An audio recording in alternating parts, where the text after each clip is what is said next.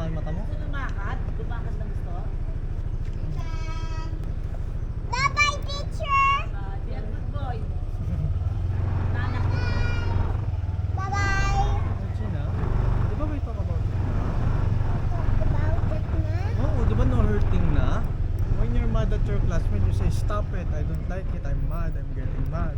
Di No, ba? I want. You don't hurt your classmate. Uy, that one! Who's that? Who's that? Your classmate, di ba? Bye-bye. Who's that right there? Oy, Ojin, you're still talking.